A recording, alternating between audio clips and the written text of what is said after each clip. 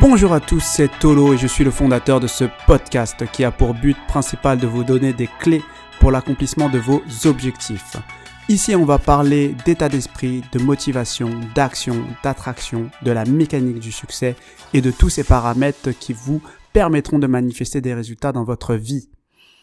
Aujourd'hui, j'ai envie de vous parler de quelques leçons que j'ai pu tirer de mes investissements et notamment de mes investissements dans les crypto-monnaies.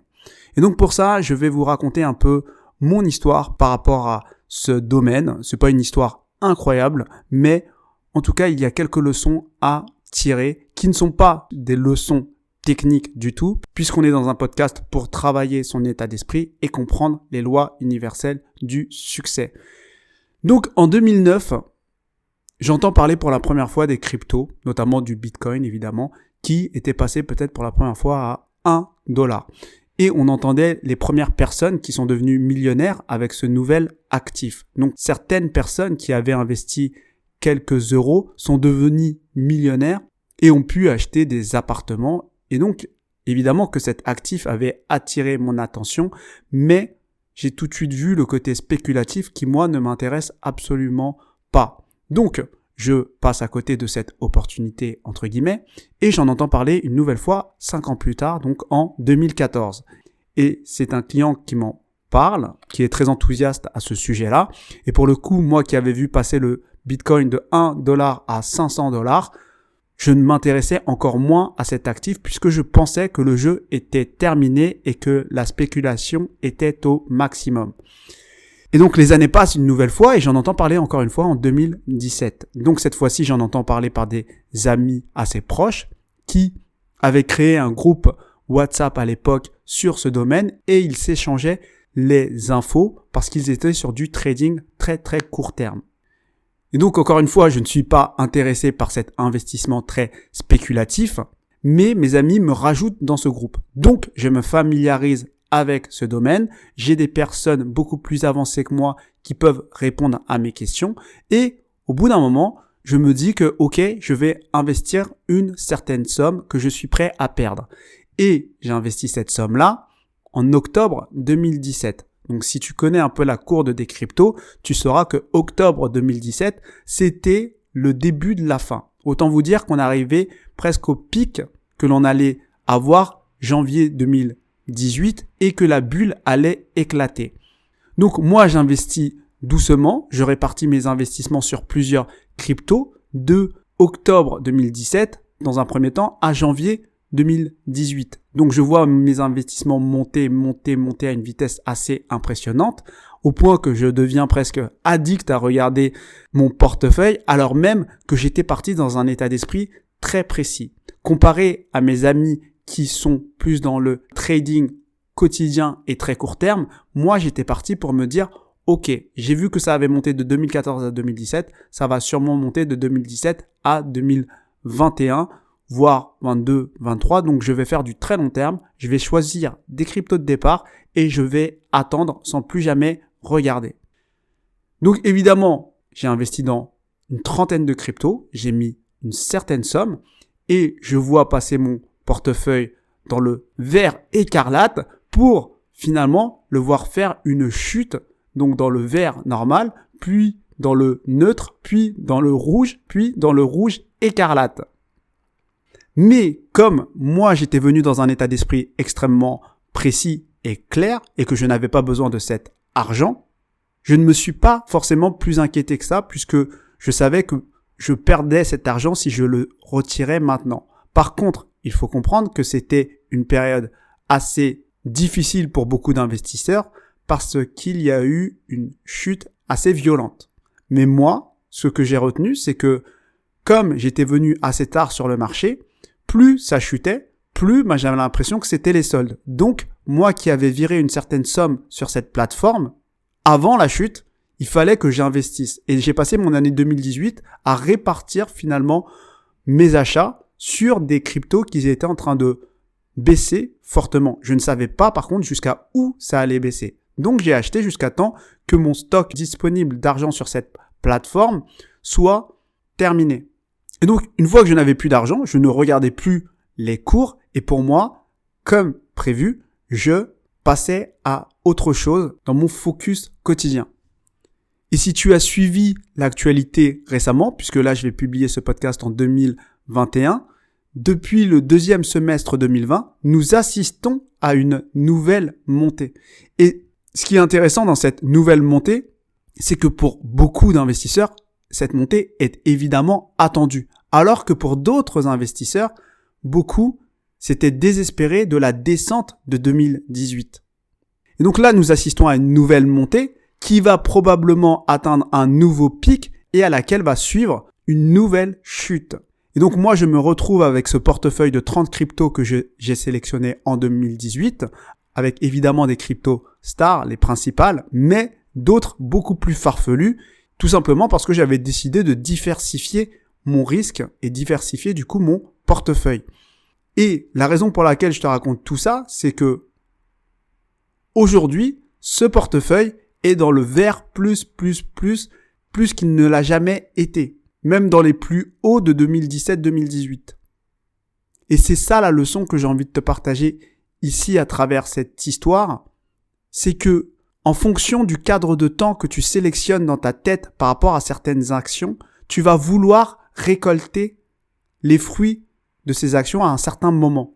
Alors que certains veulent récolter tout de suite ce qu'ils ont semé, ils vont peut-être être confrontés à une saison d'hiver, à une crise difficile et ils vont perdre l'argent qu'ils auront investi.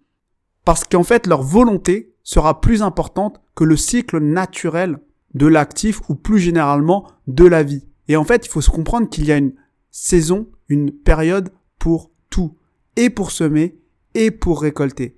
Et ta volonté doit se manifester pour choisir le bon moment dans cette période-là. Et dans la vie, c'est pareil. En fait, on fait des actions, donc on va semer des graines, mais nous devons être conscients des cadres de temps dans lesquels nous semons ces graines et les cadres de temps dans lesquels nous allons récolter ces graines. Parce que certaines actions vont nécessiter une récolte à 1, 2, voire 10 ans. Alors que nous sommes dans un monde extrêmement court-termiste où beaucoup de personnes, pour des raisons marketing et commerciales, vont te vendre des solutions qui vont volontairement occulter ce cycle naturel et ce facteur temps en te proposant des récoltes immédiates. Et en fait, il faut se poser la question de qu'est-ce qu'il y a de positif à récolter quelque chose immédiatement. Parce qu'en fait, il n'y a pas grand-chose de positif. Parce que quand on attend et on laisse faire le temps, finalement, on laisse croître la vie, les choses, sur des plans que l'homme ne maîtrise pas. Et c'est ça qui est intéressant dans le temps qui passe, qui est une notion très importante dans l'investissement, parce que beaucoup vont dire que le temps travaille pour nous, et donc plus on attend, plus on gagne, alors qu'en réalité, ce n'est pas forcément le temps qui travaille pour nous, mais c'est l'énergie qui circule durant cette période de temps et qui va créer des choses sur plusieurs plans. Donc sur le plan matériel, sur le plan des idées, sur le plan des ressentis. Et tout ce temps qui passe, finalement, c'est plutôt synonyme de cette énergie qui circule et de cette force de vie que l'on aura canalisée dans une certaine direction initialement et que l'on va pouvoir voir grandir naturellement. Et donc, entre un moment A et un moment B, il se passe des choses sur plusieurs plans et c'est ce qu'il se passe sur ces plusieurs plans qui est très puissant.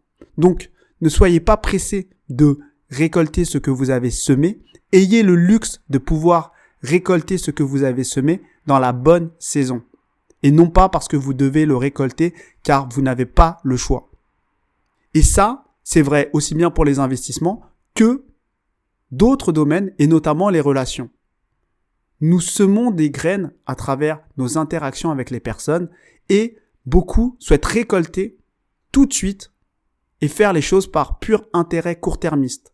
Alors qu'on peut laisser fleurir une relation, laisser cette relation aller dans la direction la plus juste en semant des graines justes et bienveillantes.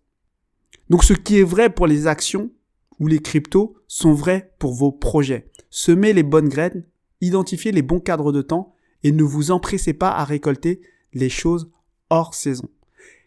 Donc ce qui m'amène à une synthèse, on va dire, quelques leçons plus synthétiques, c'est que premièrement, vous devez vous forger un état d'esprit et cet état d'esprit, il doit être orienté de telle sorte que ce que vous mettez sur la table, vous devez être prêt à le perdre. En particulier, quand il s'agit de risques qui ne dépendent pas uniquement de vous, mais peut-être de l'économie ou de diverses sociétés ou autres. Donc, vous devez être prêt à lâcher prise sur le résultat pour ne pas avoir à récolter trop tôt. Et pour vous donner un exemple métaphorique, c'est comme si je tirais à l'arc et que je me devais en amont me concentrer à tirer cette flèche, mais une fois que j'ai tiré et ciblé la flèche, une fois que j'ai lâché, que je gagne ou que je perde, ce n'est plus entre mes mains. Et c'est pareil pour la vie. Vous devez être prêt à perdre, à rater des signatures de contrat, à prendre des râteaux, à vous faire trahir, et c'est ok, c'est la vie. Le plus important, c'est que vous vous y étiez préparé à faire le maximum. Le deuxième point, c'est que il n'y a jamais de bon moment dans l'absolu. Et vous l'aurez compris dans mon cas. En 2017, quand j'ai investi au pire moment des crypto-monnaies, en tout cas pour l'époque. Et certains ont peut-être beaucoup perdu en 2018, mais d'autres qui n'ont pas revendu parce qu'ils avaient un cadre de temps plus large se retrouvent gagnants en 2021. Et aujourd'hui, je n'ai jamais été autant dans le vert que maintenant.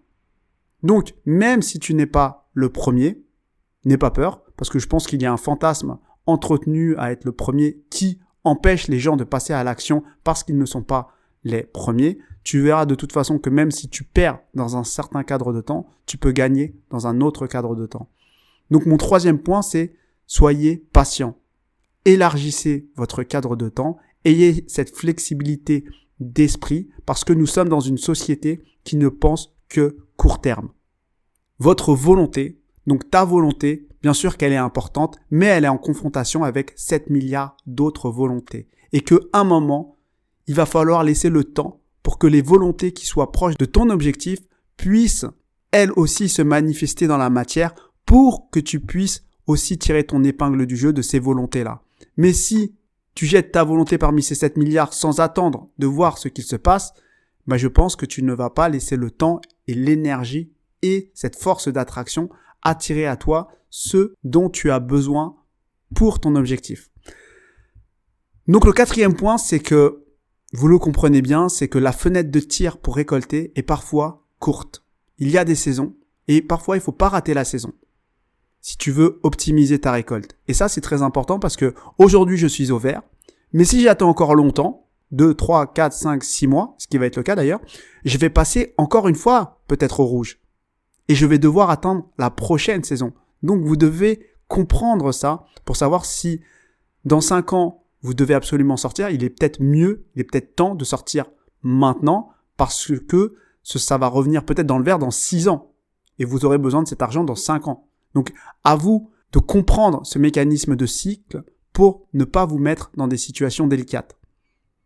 Cinquièmement, c'est que vous devez apprendre à identifier la fréquence des saisons pour chacune de vos semences. Parce que chaque semence a son propre rythme.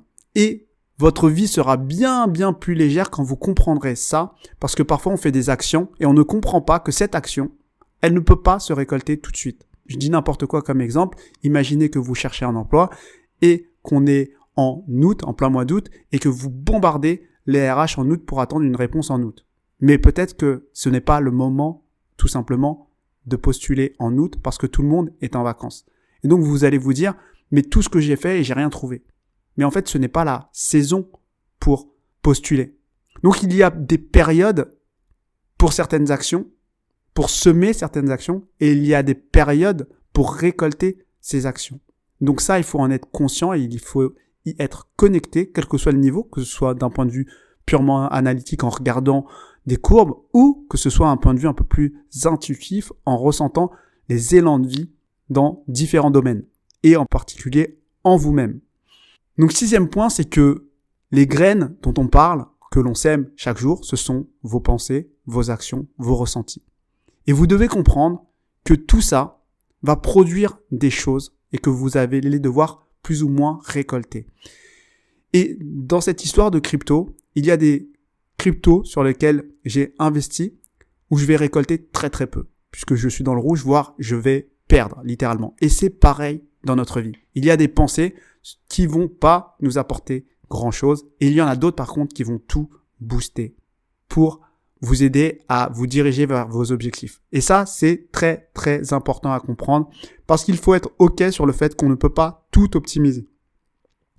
On est en train de diversifier, on est en train de planifier, mais tout ne peut pas être parfait. Et quelque part, des fois, ce qui émerge, c'est pas ce que l'on attendait. Donc, nous devons lâcher prise sur ça, faire nos actions et se rendre compte qu'il y aura des déchets. Et c'est OK. Tout ce qu'on sème n'a pas pour vocation à être récolté et à produire quelque chose d'extraordinaire. Et ensuite, le 7e point, c'est que, un peu comme mon portefeuille, investissez sur des valeurs sûres. Faites des choses qui sont sûres pour pouvoir avoir le luxe de faire des choses qui sont risquées derrière. Je n'aurais pas pu investir sur 25 cryptos qui me rapportent rien aujourd'hui si je n'avais pas investi sur ces 5 cryptos qui étaient un peu des valeurs sûres. Donc voilà ce que j'avais envie de vous partager par rapport à cet investissement. C'est quelque chose qui est plus de l'ordre de l'état d'esprit, de la mécanique du succès et de l'attraction. Donc, n'hésitez pas si vous avez ce type de problématique et vous souhaitez qu'on avance ensemble à me contacter sur les réseaux sociaux. Vous pouvez laisser un commentaire si ça vous a plu ou si vous avez des questions. Je vous souhaite à tous une bonne journée et à bientôt.